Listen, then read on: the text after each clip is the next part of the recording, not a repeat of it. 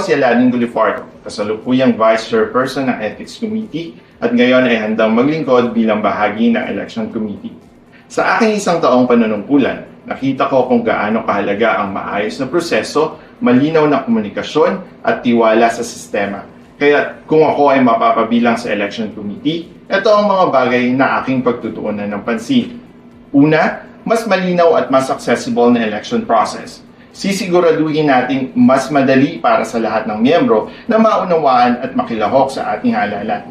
Pangalawa, mas mabilis na resolusyon sa anumang concern o issue sa eleksyon. Importante na ang bawat tanong, reklamo o agam-agam ay agad na natutugunan upang mapanatili ang tiwala ng lahat sa proseso. Pangatlo, mas bukas at mas maayos na pakikipag-ugnayan sa mga miyembro. Importante na alam ng bawat isa ang kanilang karapatan at papel sa kooperatiba. Transparency and engagement will always be my priority. Ang pagiging bahagi ng Election Committee ay hindi lang tungkol sa pagbabantay sa halalan. Ito ay tungkol sa pagpapalakas ng ating samahan, pagpapadali ng proseso, at pagbibigay ng boses sa bawat miyembro. Dahil kapag maayos ang ating sistema, mas nagkakaisa tayo bilang isang kooperatiba.